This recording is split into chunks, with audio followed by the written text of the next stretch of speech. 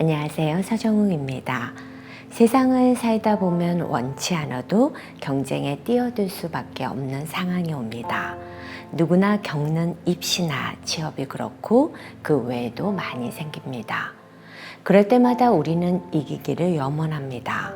패배의 쓰라림과 승리의 달콤함을 모두 알기 때문입니다.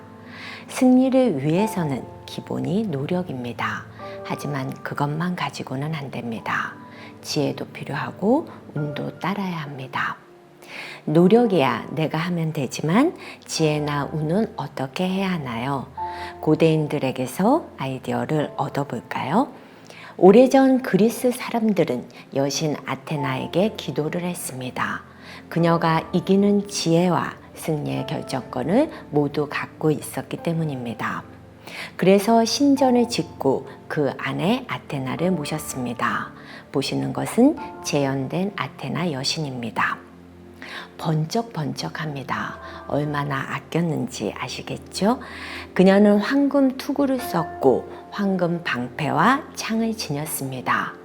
경쟁은 하나의 싸움입니다. 그녀는 어떤 싸움도 피하지 않습니다. 할 때마다 이기는데 피해야 할까요?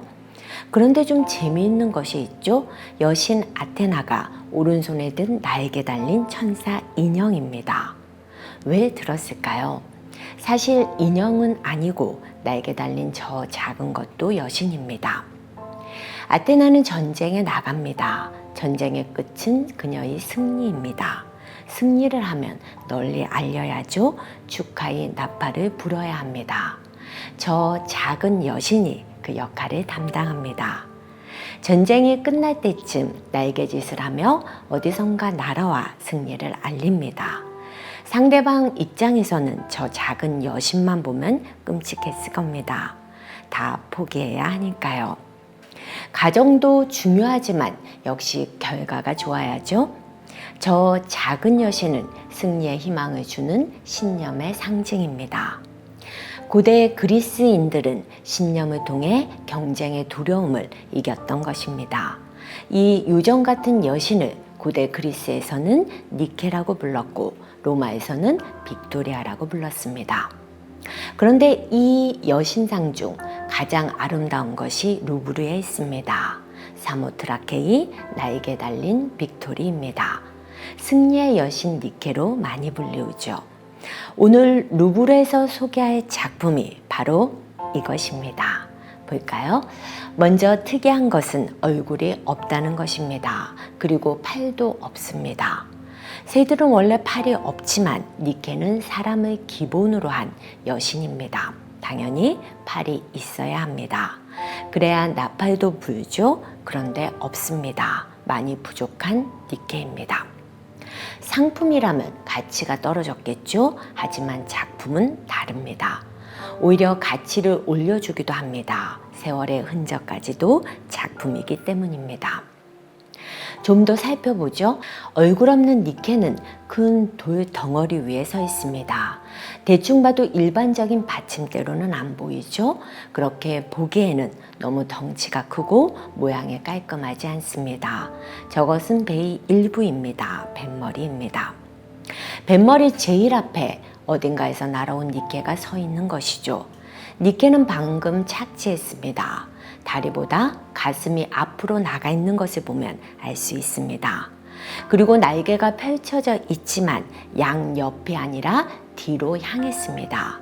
날개를 접기 바로 전이라는 뜻입니다. 앞서 말씀드렸듯이 니케가 날아왔다는 것은 승리가 결정되었다는 뜻입니다. 배에서의 승리라면 뭘까요? 해상 전투이겠죠? 지금 이 배는 전투 중입니다. 눈여겨보면 배가 특이합니다. 지금은 깨져 있지만 아랫부분에 두꺼운 기둥 같은 것이 보이죠? 해전 중 상대방의 배를 들이받아 깨트릴 목적으로 만든 전투함이기 때문입니다.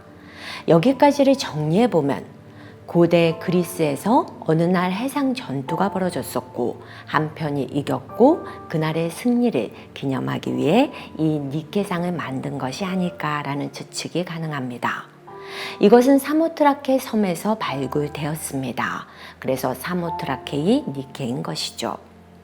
그런데 발굴해 보니 아랫부분이 대리석이 로도스 섬의 것이었습니다. 로도스는 당시 해상 강국이었습니다. 이런 추측이 더해집니다. 사모트라케이 섬의 주도권을 놓고 싸움이 벌어졌고 로도스가 이겼고 그들은 승리를 기념하기 위해 이 니케상을 만들지 않았을까? 아니라면 그 멀리서 무거운 로도스 대리석을 사모트라케까지 옮겨왔을 리가 없지 않은가? 이것저것 맞추다 보면 BC 200년 전쯤이 몇몇 전투가 떠오르지만 결국 추측일 뿐입니다. 이것도 고대 미술을 상상하는 재미입니다. 이제 니케상 자체에 초점을 두어보죠. 한마디로 기가 막힙니다. 대리석이 아니라 바람에 날리는 진짜 니켈을 초저온으로 순간 냉동시켜 놓은 것이 아닌가 하는 착각이 들 정도입니다. 딱딱한 대리석이 아니라 말랑말랑한 피부와 하늘하늘한 천의 느낌이 옵니다. 니케의 허벅지를 눌러보고 싶은 유혹이 들 정도입니다. 만져보면 대리석이 아니라 진짜 여신의 촉감이 느껴지지 않을까요? 루브르 니케의 가장 큰 특징은 정교함입니다. 더해지는 것은 사실적인 운동감입니다. 오른편에서 바라보시죠. 정교한 날개가 뒤로 확 펼쳐져 있습니다. 도대체 작가는 진짜 니케를 본 것인지 의심이 듭니다. 왼편 다리를 보시죠. 살짝 들려 있습니다. 오른편 다리를 땅에 디딘 다음 왼편 다리를 착지하기 직전입니다. 그래서 허벅지와 종아리에 힘이 바짝 들어가 있습니다. 하늘한 천이 그 살에 찰싹 달라붙어 있죠. 습한 바닷바람에 천이 촉촉해져서 그럴 겁니다. 한참을 날아왔으니 땀에 살짝 배일 수도 있겠죠. 엉덩이 부분에 툭 튀어나와 있는 부분은 허리 아래에 멋스럽게 감긴 천이 바람에 휘날려서 그런 겁니다. 대리석으로 저런 얇은 천을 조각할 생각을 한 걸 보면 작가의 자신감이 보통은 훨씬 넘었던 것 같습니다. 이번에는 정면에서 보시죠. 약간 튀어나온 아랫배와 배꼽의 표현이 경이롭지 않으십니까? 어떻게 하얀 대리석만으로 얇은 천과 두꺼운 천을 구분하며 표현할 수 있을까요? 루브르의 니케상은 실로 놀라운 작품입니다. 그런데 이 승리의 여신을 우리가 볼 수 있게 된 데에는 루브르 미술관의 공로가 숨어 있습니다. 보통 미술관 하면 작품을 모아놓고 보여주는 장소라고만 생각하지만 그것이 다는 아닙니다. 미술관에는 큐레이터들이 있고 그들은 어떤 작품을 보여줄 것인지 어느 공간에서 어떠한 배치로 보여주는 것이 좋을지 수많은 고민을 합니다. 그 숨어있는 노력으로 우리는 편히 감상을 할 수 있는 것이죠. 그래서 미술관은 공간보다도 어떤 큐레이터가 전시했는지가 더 중요합니다. 사실 승리의 여신 니케가 사모트라케에서 발굴되었을 때는 150개 이상의 돌덩어리에 불과했습니다.